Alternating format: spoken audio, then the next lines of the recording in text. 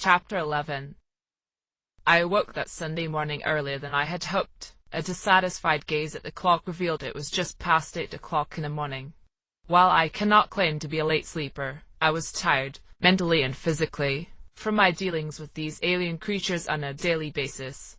It had been quite some time since the formless overhead girl appeared to save me from that hunter night gaunt, and my days had been filled with terrible creatures, life-threatening ordeals, and subtle, maddening phenomena that floated in the air itself.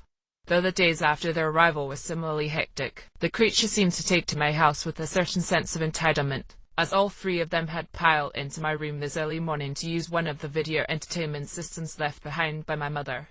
Their boisterous laughing, yelling, screaming and whooping woke me with a sickening feeling, as though their cries were predominantly in human tongue. Occasionally they would slip into incomprehensible yet unmistakably intelligent alien words that my ears could only discern as a deranged choir of wooden pipes. Though in the past I may have been able to put up some amount of resistance against these things, it was becoming harder and harder to play along with that love-hate relationship that the original visitor seemed to tolerate. Perhaps because of the subtle aura of suggestion they seemed to carry, a task such as shooing them away for another hour's rest seemed physically impossible. Try as I might, if I stared too long at the fake face of something I knew to be faceless, all I could remember were visions from the past. The monstrosities revealed to me when I made contact with that thing's body, terrible things which haunted me in my sleep and ravaged my mind while awake. Though once I had believed there to be an amount of safety around my supposed protector, it showed me, whether purposefully or unknowingly, things that no human should bear witness to. And so, when I found myself again lost in those thoughts, the far-off ring of the doorbell snapped me back to a more manageable reality and permitted me exit from that hellish room. I answered the door to find two figures standing outside it. There was no mistaking their origins, for although one of them seemed to be a small female child with bright blue hair, it was accompanied by a spherical, green-winged creature, a small thing with tiny feet-like appendages and a tail, no larger than a bird, but known to me as a logo all the same. It emitted an aura of pleasantness, though it was suggested in that old term at the library in Miskatonic University that these creatures exhibited some form of psychic power or mental suggestion, so I guessed it had purposefully taken the complacent form it appeared before me with. It introduced the two of them, the logo a retainer for the other creature, and despite the affectionate name it produced for the blue-haired thing, I realized I was before Gatnathor, and indeed at that point I realized I had been stuck in place since opening the door, my sight affixed at something not there, a disturbing, amorphous deity, eyes, mouths, organs and blasphemous appendages strewn nonsensically in a method insulting to anatomy, whose very sight seemed to freeze my entire body from the inside out, until a whisper in my ear called my attention away from it and claimed to have been invited to my house by my mother. I contacted my mother and found that she would confirm the story of the lawyer servant. She had encountered the hideous creature in her travels, and had been told it was lost. She sent the thing back home to seek aid in the deities supposedly acting as part of an intergalactic police force, and bid me to take care of it until they could find its true home. I was suspicious of the winged creature's psychic ability in this exchange, but found no reason not to oblige if it would mean removing one of these creatures from this planet. And so another extraterrestrial was added to the group, which had continued to raise a racket throughout the day, two of them seeking my company and one of them seeking sustenance. I saw to it that the so-called protector made an inquiry to the origin of the new visitor, and thought it necessary to appease at least one of the cursed things, and as I was hungry myself, made to the kitchen to begin making breakfast for the newly expanded bunch. I opened the door of the refrigerator and jumped back in fright, as a number of oversized, insect-like creatures burst out. These frightening creatures flew on 6 wasp-like wings, moving at speed almost invisible to the eye. 2 liveless green eyes gazed at me with disgust as they flew past and took to the room, large yellow bodies adorned with 10 black legs. I read of these before, or had I seen them in heated nightmares or horrible visions? These were the Shan, an insect race of Shagai, a planet whose demise I'm sure I have seen. The question of how they came to be in a refrigerator was calmly answered before it was even posed by the crawling chaos. It had imported the creatures as livestock and were apparently valued as cuisine. As the creatures tore apart the kitchen in haste, I demanded they be removed, though I would have to throw myself in front of the red-haired elemental as it conjured a blaze that surely would have consumed the house, and then the yellow boy before his attempt to loosen the things into the streets with a torrent of wind. The being that brought the creatures in was the one to dispose of them, as it produced the fabled curse mirror of an Egyptian pharaoh. A number of black tendrils escaped the mirror's surface, grasped the insects, and pulled them within. I had successfully ushered the 3 creatures out and took to the task of cleaning the mess left behind by the insect's flight.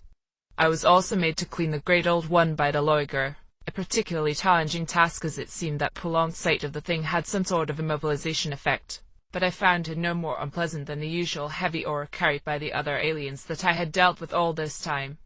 And sure enough, I felt that aura in force when they returned, as with them came new demands. New desires they wanted fulfilled, mundane infatuations that they deemed worthy to test my sanity to fulfill, casting away their normal human masks for quick glimpses at the awful faces they truly wear. Each one was different, simple things to beings of their capabilities. Why they chose me I'll never know, why they tortured me I could not know, but at that time I could not face these things in a frenzy and found myself running from my own home, running for my life. But why? Lord, why was the lugger hovering over my shoulder in my flight? And why was I carrying such an abomination in my arms? I ran through streets and alleys away from my own home in search of someone I could turn to. First, I would need to find a place for the DT I was carrying. I did not know where I wanted to run to, but surely I could find no peace with this thing in tow. I made a call to my friend recently freed from the mind-swapping clutches of the Great Race, but his reluctance at the sudden situation, and the looming shadows of the aliens in pursuit, bid me to leave without making any progress. I would find similar outcomes with a female classmate befriended by those things, and even sought help from the star-spawn curiously vending in my town, but I found myself running back through the town still with the thing in my arms. Suddenly I was stopped by the ominous red door that I had seen so many times, and coming to a halt I found 2 creatures slowly shuffling towards me. I had seen them before, both in consciousness and in visions, but these 2 seemed concerned with me as they came towards me. Bulbous blobs ultimately shapeless, with a number of tendrils wriggling about, organs like eyes that seemed to open or close, or perhaps take form and then disperse as if they were temporary. They were luminous and shapeless. As they crawled towards me, they were Shoggoths, creatures engineered by the Elder Things long ago, but had attained independence. In my distress I did not realize I had been found by my pursuers, who now took to dispatching the creatures with fire, wind, and sheer brutality. The result of the attacks was the destruction of the 2 Shoggoths, and through the whimsical display of force from the other aliens they burst open with an explosion of surprising magnitude. The blast caught me by surprise, and flung both myself and the childlike being in my arms through the air. I gathered myself off the pavement, with a collection of minor cuts and bruises, but my attention was called by the servant lawyer as it attempted to wake up the deity that had been thrown.